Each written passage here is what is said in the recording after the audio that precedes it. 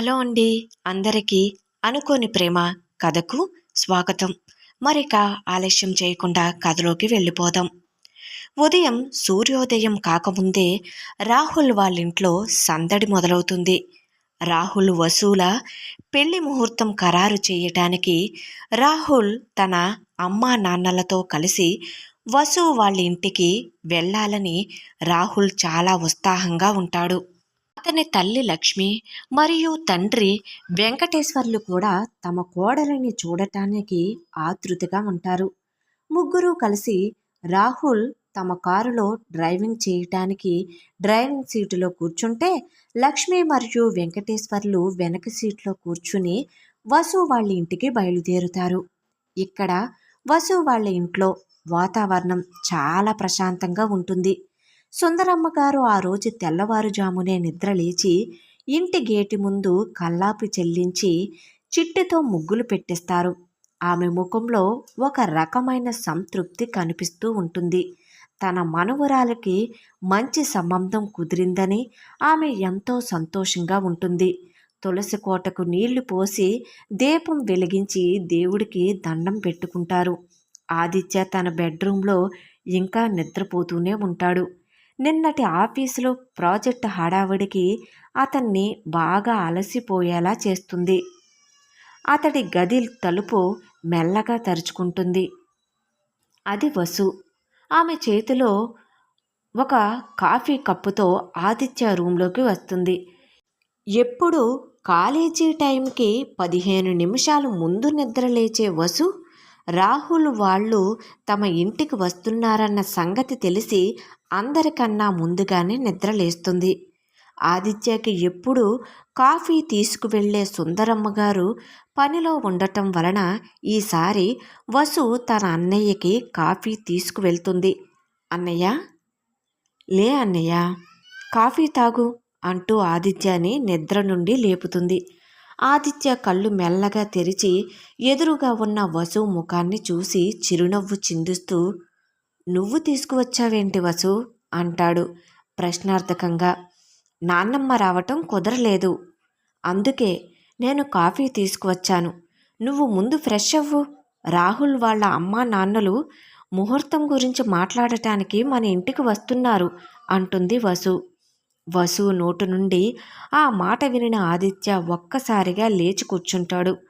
రాహుల్ వాళ్ళ అమ్మా నాన్నలు వస్తున్నారంటే ఇక పెళ్ళి త్వరలోనే జరుగుతుందన్నమాట అని అనుకుంటూ అతని మనసులో ఒకవైపు సంతోషం, మరోవైపు తన రహస్యం ఎక్కడ బయటపడుతుందో అనే భయం మొదలవుతుంది. కానీ తన భయం తాలూకా ఆనవాలు కనిపించకుండా, నిజంగానా వసు?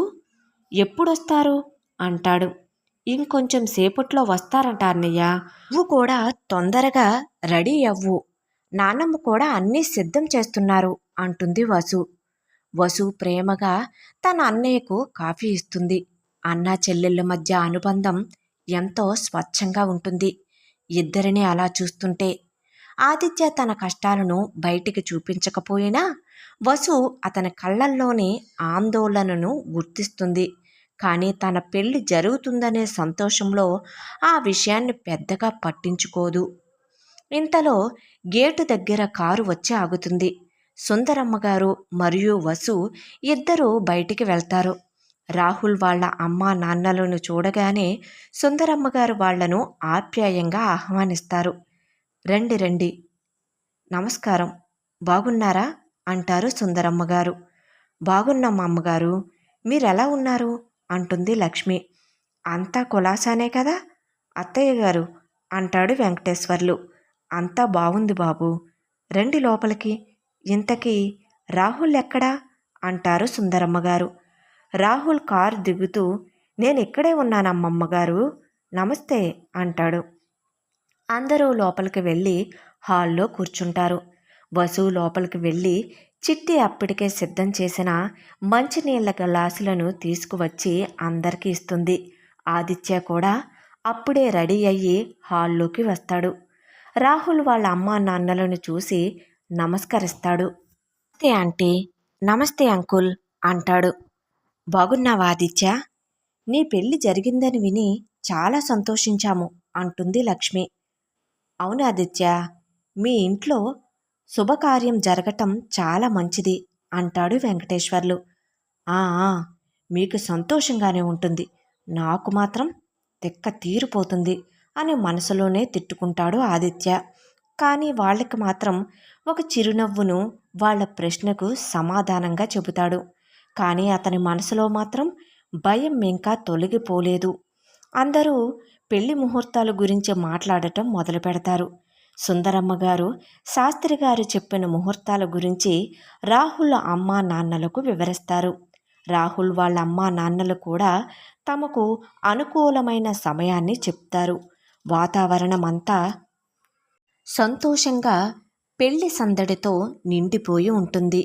కానీ ఆదిత్య మాత్రం లోపల ఒకటే ఆలోచనతో కొట్టుమిట్టాడుతూ ఉంటాడు. తన రహస్యం ఎప్పుడు బయటపడుతుందో అని. వసు మాత్రం తన పెళ్లి త్వరలోనే జరగబోతుందనే ఆనందంలో మునిగిపోయి ఉంటుంది. తన అన్నయ్యలో ఉన్న ఆందోళనను ఆమె గమనించలేకపోతుంది. ముహూర్తాల గురించి మాట్లాడుకుంటూ ఉన్నప్పుడు రాహుల్ మరియు వసు ఒకరినొకరు ప్రేమగా చూసుకుంటారు. రాహుల్ కళ్ళల్లో వసు పట్ల ఉన్న ప్రేమ, ఆతృత స్పష్టంగా కనిపిస్తూ ఉంటాయి. వసు కూడా సిగ్గుతో కళ్ళు దించుకుంటూ రాహుల్ చూపులకు చిరునవ్వుతో సమాధానం ఇస్తుంది. ఒకసారి సుందరమ్మ గారు ముహూర్తం గురించి చెబుతూ ఉండగా వసు రాహుల్ వైపు చూస్తుంది. ఇంకొక 15 రోజులలో పెళ్ళి అంటే ఆమెలో కొంచెం ఆందోళన, ఎక్కువ సంతోషం కనిపిస్తాయి. రాహుల్ ఆమె కళ్ళల్లోకి చూసి అభయమిస్తూ కనుసైగ చేస్తాడు. నేనున్నాను అనే భరోసా అతని కళ్ళల్లో కనిపిస్తుంది. వసు అతని చూపులకు ఊపిరి పీల్చుకుని ధైర్యం తెచ్చుకుంటుంది. లక్ష్మి మరియు వెంకటేశ్వర్లు వసుని చూసి మెచ్చుకుంటున్నప్పుడు రాహుల్ గర్వంగా వసు వైపు చూస్తాడు.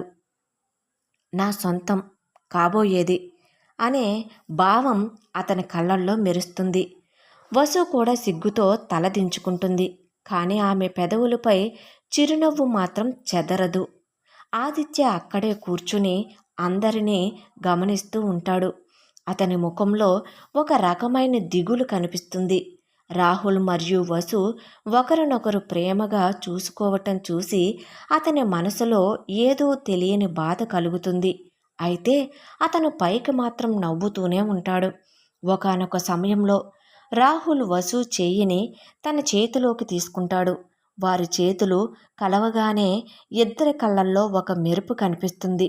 మాటల అవసరం లేకుండానే వారి హృదయాలు మాట్లాడుకుంటుంటాయి. మనం ఒక్కటవుతున్నాం అనే భావన వారిద్దరిని ఆనందంలో ముంచెత్తుతుంది.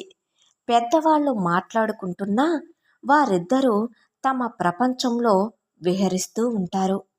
అనుకోని ప్రేమ కథ కొనసాగుతుంది. కథ నచ్చినట్లయితే తప్పకుండా లైక్ చేయండి. అదేవిధంగా సబ్స్క్రైబ్ చేసుకుని ఎంకరేజ్ చేయగలరండి. ఈ కథకు సంబంధించిన మిగిలిన అన్ని పార్ట్స్ కూడా మన ఛానల్లో ప్లేలిస్ట్లో సేవ్ చేయబడి ఉన్నాయండి. ఒకవేళ మీకు ఇంట్రెస్ట్ అయితే కనుక వెళ్ళి చెక్ చేయొచ్చు. Thank you.